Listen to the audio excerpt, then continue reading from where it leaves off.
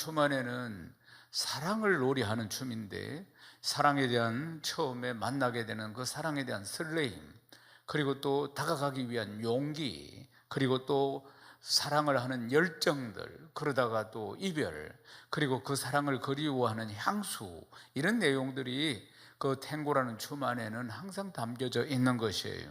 그러니까 탱고 춤의 내용은 전부 다 러브 스토리, 사랑의 이야기들이라는 겁니다.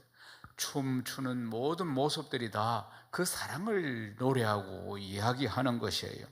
그런데 탱고라는 춤은 혼자는 출 수가 없습니다. 반드시 파트너가 있어야 하는 거예요. 그러니까 이제 파트너가 있어야지 그 춤을 출 수 있는 기회가 생기는 것입니다. 그래서 탱고 음악이 흐릅니다. 그럼 탱고 음악이 흐르면은 먼저 하는 게 뭐냐면은 까베세오, 아르헨티나 말로 까베세오인데, 까베세오는 춤출 상대를 눈빛으로 찾는 것이에요. 아이 컨택으로 찾는 것이에요. 그래서 이제 상대를 찾는데 눈이 딱 마주치면은 이게 같이 춤을 추기를 원한다, 이런 사인들이 이제 생기게 되는 것이에요. 까베세오. 만약에 자기가 멋지게 춤을 출 줄 아는 사람인데도 불구하고 까베세오, 서로 눈맞춤, 서로 상대방이 원하는 이 까베세오가 되지 않는다면 어느 누구하고도 춤을 출 수가 없습니다. 그런데 자기가 원하는 사람이 있는데 까베세오, 눈으로 이렇게 의사전달이 되어서 원한다, 이게 되어야 되는데 내가 원하는 사람에게 눈빛을 보내었는데 이 사람이 다른 사람을 보고 있다든지, 아니면 다른 곳을 쳐다보고 있다든지, 아니면 상대방이 나를 파트너로 원하는 눈빛을 보내었는데 내가 또 다른 사람을 쳐다보거나 다른 짓을 하고 있다면 이런 파트너로서 성사가 되지 못할 것입니다. 그러니까 까베세오는 바로 그런 눈빛이고, 말하자면은 까베세오는, 그러면 이제 파트너가 까베세오를 통해서 정해지면은 이제 함께 춤을 추는데, 그게 뭐냐면 상대방과 함께 걷는 춤입니다. 그러니까 걷는 것이에요. 파트너와 함께 발걸음을 맞추어서 걷는 것인데, 이 걷는 것을 갖다가 빠르게 걷기도 하고 천천히 걷기도 하는 게 이 춤인데, 이걸 까미나따, 걷기라고 이야기하는 것이에요.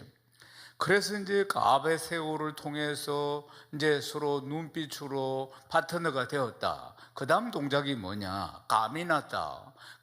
남자가 이제 리드를 하겠죠? 그러면 여성이 따라갑니다. 그러면서 이제 춤을 추는 것인데, 실제로 처음 만난 사람이 서로 호흡을 맞추고 발을 맞추면서 춤을 춘다는 게 참 쉽지 않겠죠, 말하자면은. 그래서 춤을 리드하는 남성, 그리고 민감하게 여성이 이걸 캐치하면서 이 발걸음을 따라가야 되는데, 그런데 여성이 힘을 빼고 따라가야 되는데, 아니면 이게 마음에 안 든다고 자기가 힘을 주고 자기가 주도하려고 하면은 이게 춤이 안 되는 것이에요, 탱고가. 사랑하는 여러분, 왜 제가 오늘 이 사랑의 이야기, 러브스토리를 담은 이 춤, 탱고 이야기를 왜 하느냐면은 우리 인생 전체가 다 사랑 이야기이기 때문에 그렇습니다. 우리는 태어나서 이 세상 떠날 때까지 그저 사랑하다가, 또는 상처받다가, 또 사랑하다가, 또 사랑의 이야기들, 이런 모든 것들이 다 우리 인생 이야기이기 때문에 그렇습니다. 특별히 또 교제하고 있는 청년들이나, 또 결혼하고 교제해서 결혼해서 결혼 생활을 잘하기를 원하는 모든 부부도 마찬가지입니다. 사랑하는 사람을 만나서 사랑을 펼쳐나가는 모든 과정, 그리고 결혼하고 결혼해서 그 이후에 살아가는 모든 과정에서도 얼마나 많은 지혜가 필요한지 모릅니다. 그냥 살아간다고 사라지는 것이 아닙니다. 우리 인생은 잘 살아가기 위한, 그리고 사랑하기 위한, 그리고 그 사랑을 지속적으로 잘해 나가기 위한 지혜가 필요하고 또 많은 지식이 필요하다는 사실입니다.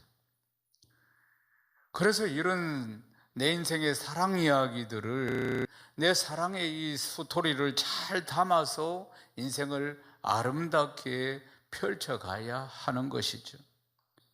사랑하는 여러분, 역사상 가장 많은 부귀 영화를 누린 사람이 솔로몬 왕입니다. 근데 솔로몬 왕이 그렇게 많은 것들을 세상 사람들이 누리지 못하는, 어쩌면 어떤 왕들도 누리지 못하는 그런 부귀영화를 누렸지만은, 그가 하는 이야기가 자기 인생을 돌아보면서 헛되고 헛되고 헛되다 이렇게 이야기를 하지 않습니까? 굉장히 그냥 인생 자체가 무의미한 것처럼 이야기합니다. 솔로몬 왕은 아내가 몇 명이었습니까? 후궁까지 해서 1000명이었습니다. 그렇게 누리면서 살았는데, 지금까지도 뭐 여러 부자들이 있지만 그러나 아직도 솔로몬만큼 재산이 되지 않습니다. 요즘 돈으로 환산하면 솔로몬은 뭐 엄청난, 말로 다 표현할 수 없는 부자였어요. 그런데도 자기 인생이 헛되고 헛되고 헛되다고 이야기하지 않습니까? 그러나 성경을 자세히 보면은 솔로몬이 어떤 한 여성을 만난 뒤에는 진짜 노래 중에 노래, 사랑의 노래, 최상급의 노래를 부르는 것을 볼 수 있습니다. 그걸 기록한 내용이 아가서입니다. 아가서 1장 1절에서 3절 말씀 우리 같이 읽어봅시다. 솔로몬의 아가라, 내게 입맞추기를 원하니 네 사랑이 포도주보다 나음이로도 네 기름이 향기로 아름답고 내 이름이 솟은 향기름 같으므로 처녀들이 너를 사랑하는구나. 아멘. 어느 날 한 남성과 한 여성이 사랑에 빠졌습니다. 근데 그 사랑이 얼마나 향기롭고 얼마나 달콤한지, 얼마나 아름다운지, 이 세상에서 가장 맛있는 포도주보다 더 낫다고 지금 이야기하는 겁니다. 말하자면 사랑하는 이의 이름만 들어도 그 향기에 취한다, 이런 이야기인 것입니다. 오늘 말씀에 나오는 포도주는 세상의 최고의 맛을 상징하는 것이에요. 그런데 이 세상에서 최고의 맛을 내고 있는 이 포도주가 이 남녀 간의 사랑과는 비교할 수 없다. 우리가 읽은 말씀이 바로 그런 내용인 것입니다. 솔로몬이 이 한 여성 술람미 여인을 사랑하는데 이 사랑의 표현을 이렇게 이야기합니다. 그럼 솔로몬 왕이 술람미 이 여인을 사랑하는데, 이 여인이 몸매가 날씬하고 또 허리는 막 그냥 개미 허리처럼 잘록하고 백옥 같은 피부를 가지고 있고 아주 환상적으로 생겼고, 그리고 아주 뭐 길고 긴 아주 아름다운 머리카락, 이런 뭐 미모, 이런 것으로서 아주 남성을 사로잡는 겨울왕국에 나오는 엘사 같은 이런 여성이었느냐 하면 그렇지 않습니다. 솔로몬이 사랑한 이 여성은 어떤 모습이냐 하면은 아가서 1장 5절에서 6절 말씀 우리 읽어보십시다.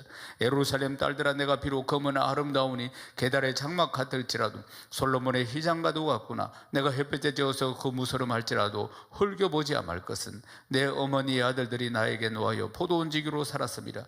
나의 포도원을 내가 지키지 못하였구나. 아멘. 이 여인이 뭐 하는 사람이었습니까? 포도원 가꾸는 사람이었어요. 포도원직이었어요. 이 중동, 이 자결하는 태양 밑에서 포도원을 가꾸는 그런 사람이었어요. 그냥 마기를 하는 사람이라는 이야기입니다. 마기를 하는 사람, 고상하게 살아가는 사람이 아니고 마기를 하는 사람이에요. 그러니까 피부는 거칠고, 그리고 또 아주 뭐 피부는 거칠 뿐만 아니라 거무튀튀하고 늘 햇볕에 거슬러 있고 늘 그 햇빛 속에서 일을 하고 그러는 사람이었어요. 그런데 세상에 어떻게 이 솔로몬 왕이 이 여성을 사랑하게 되었는가 하는 것이에요. 겉으로 보기에는 험이 많고 거칠고 뭐 별로 자랑할 것이 없는 여성인데, 이 여성의 내면이 어떤 사람들보다도 아름다웠기 때문인 것입니다. 사랑하는 여러분, 사실 이 아가스에 나오는 솔로몬 왕은 예수 그리스도를 상징합니다. 그리고 이 술람미 여인은 우리 성도를 상징합니다.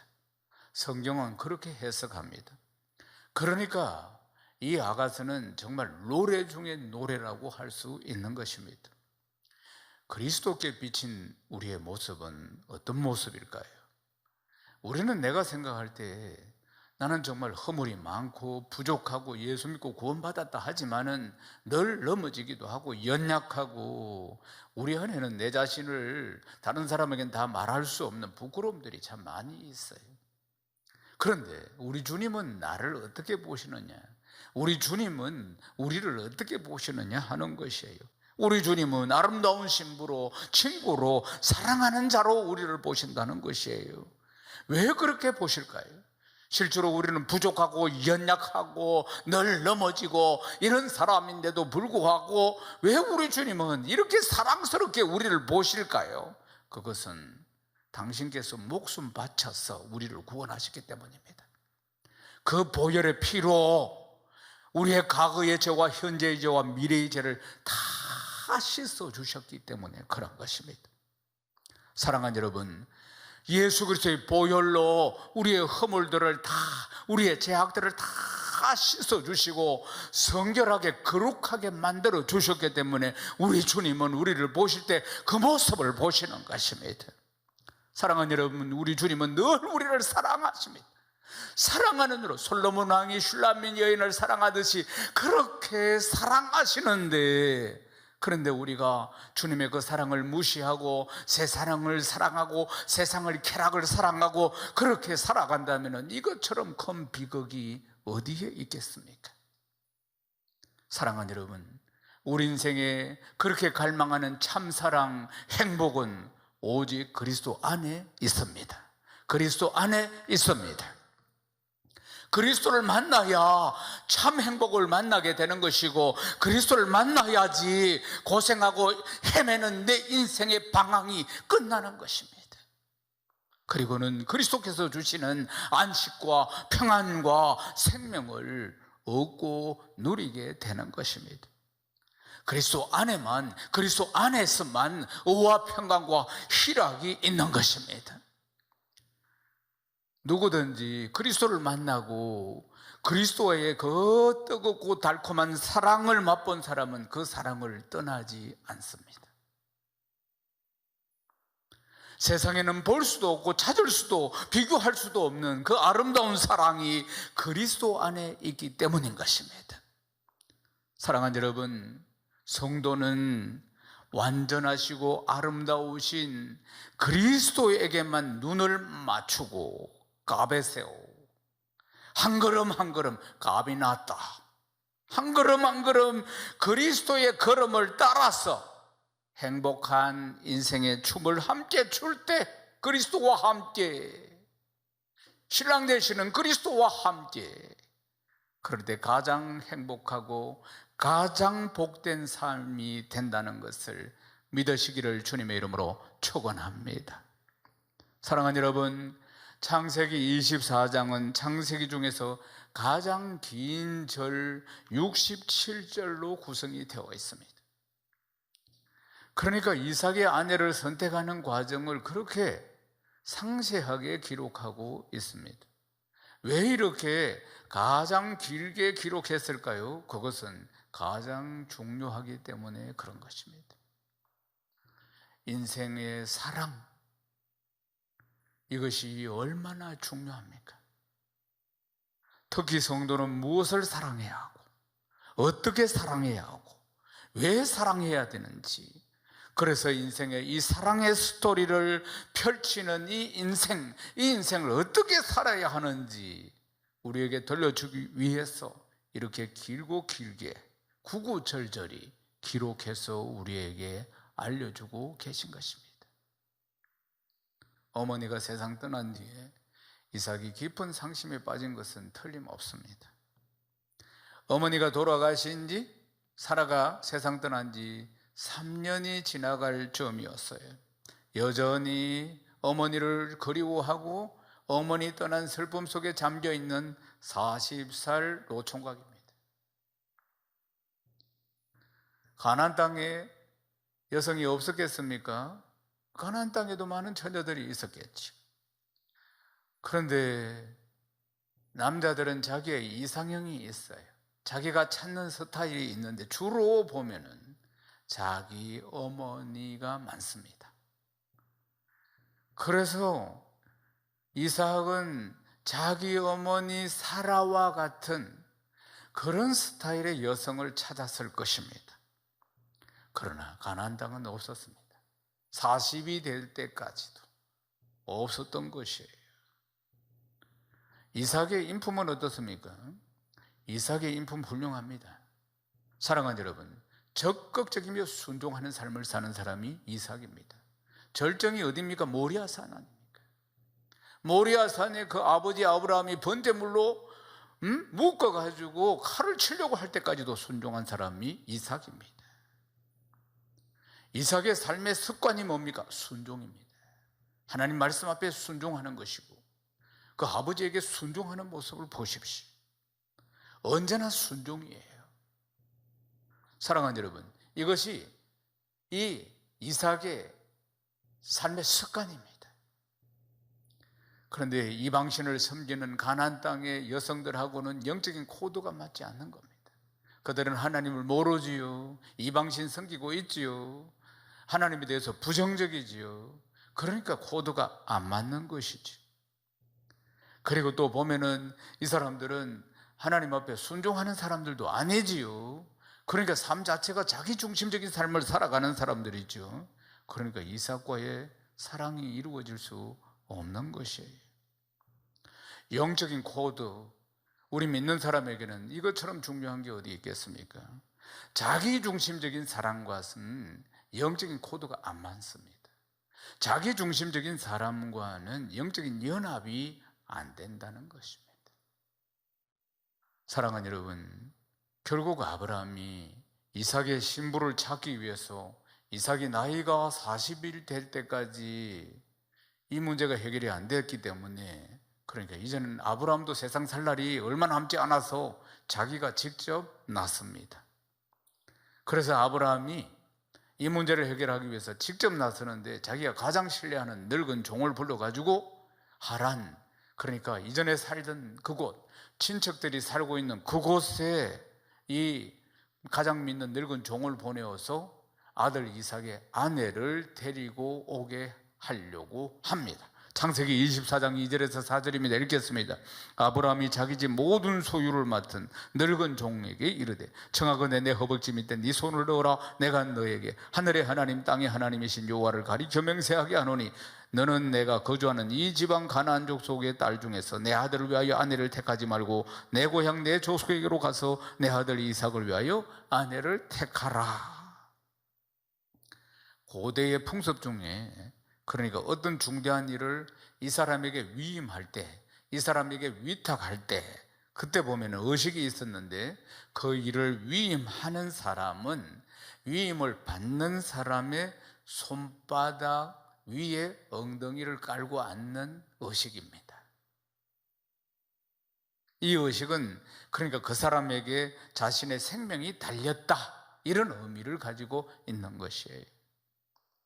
자기 집의 모든 소유를 맡고 있는 이 늙은 종에게, 가장 믿는 신뢰하는 이 종에게 아들의 아내 될 사람을 고향 친척들이 살고 있는 하란으로 가서 데리고 오라고 하는 것입니다.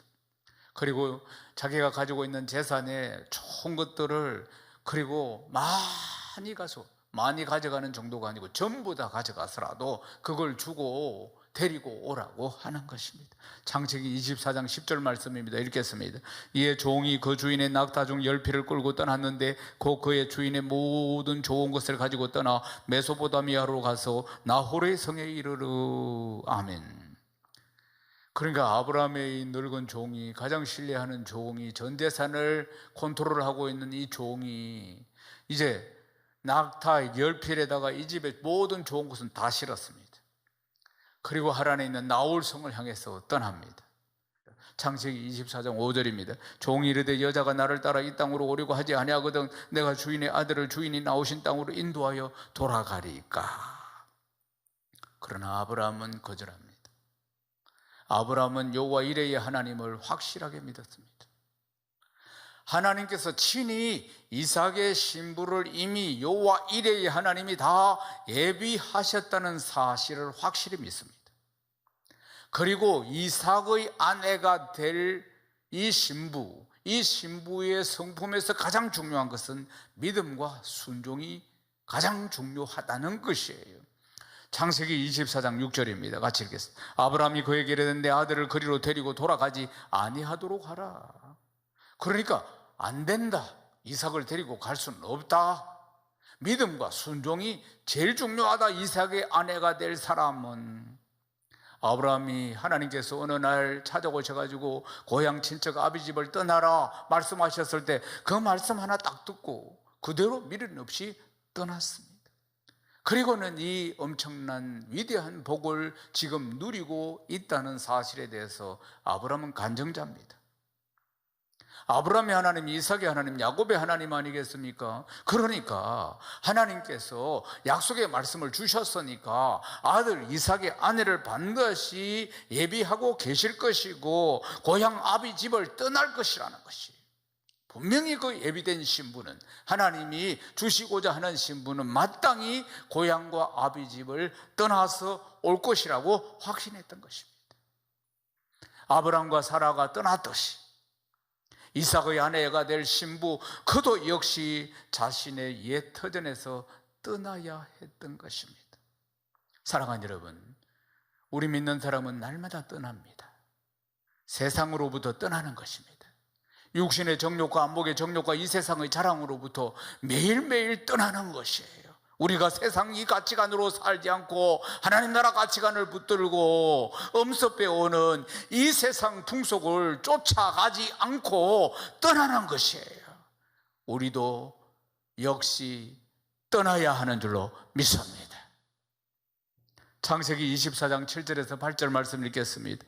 하늘의 하나님 여호와께서 나를 내 아버지의 집과 내 고향 땅에서 떠나게 하시고 내게 말씀하시며 내게 맹세하여 이르시기를 이 땅을 내 씨에게 주리라 하셨으니 그가 그 사자를 너보다 앞서 보내실지라. 네가 거기서 내 아들을 위하여 아내를 택할지니라. 만일 여자가 너를 따라오려고 하지 아니하면 나의 이 맹세가 너와 상관이 없나니 오직 내 아들을 데리고 그리로 가지 말지니라. 중요한 사실은 아들이 자신이 나온 땅으로 돌아가지 않도록 차단했다는 것입니다. 하란으로 못 가도록 이삭을, 인간적인 방법을 사용하지 않겠다는 것입니다. 인간적인 계획을 세우지 않겠다는 것입니다. 하나님의 뜻, 약속하신 말씀, 이 말씀을 붙든 것입니다. 하나님께서 먼저 앞장서서 일하실 것을 아브라함은 강력히 믿었던 것이에요. 참으로 중요한 것은 이삭의 아내 될 사람은 아브라함의 가문에 들어와서 사라가 받은 사명을 이어나갈 여성이었는데, 아브라함의 하나님, 이삭의 하나님, 야곱의 하나님의 그 하나님, 그 귀한 사명을 이어나가야 할 여성이니까 반드시 하나님 말씀에 사로잡힌 자, 순종과 떠남으로 하나님의 약속을 이루어가야 할 언약의 사람이어야 했기 때문에 아브라함은 이렇게 결단한 것입니다. 사랑하는 여러분, 이제 말씀을 마무리하겠습니다. 성도는 나 중심의 삶을 사는 것이 아니라 그리스도 중심의 삶을 사는 것입니다. 그리스도 중심의 삶을 살 때 그때 행복이 보장되는 것입니다. 사랑하는 여러분, 처음 주님을 만났을 때를 기억하십니까? 예수 그리스도를 영접할 때 그 기도를 기억하십니까? 그리스도가 내 인생의 주인이라고 고백했습니다. 그리고 내 마음에 내 인생의 주인으로, 내 마음의 주인으로 주님을 모셨습니다. 수레바퀴의 삶을 보십시오. 중심 대신 그리스도, 우리 마음의 중심, 그리스도 중심의 삶. 그리고 수레바퀴의 테두리는 뭡니까? 그리스도께 순종, 그리스도께 순종합니다. 그분이 우리의 중심에 계시고 그분이 우리 인생의 주인이시고 우리는 평생 그분께 순종하는 삶을 살아가는 것이 성도의 삶이고, 그렇게 살아갈 때 행복을 보장받게 되는 줄로 믿습니다. 약속의 말씀을 주신 분은 우리 하나님이시고, 하나님은 그 약속의 말씀 그대로 1.1획도 변함없이 이루어 가시는 분이십니다. 사랑하는 여러분, 이번 한 주간도 그리스도와 함께 그분의 사랑을 마음껏 누리는 행복하고 복된 귀하고 복된 삶이 되시기를 주님의 이름으로 축원합니다. 축원합니다.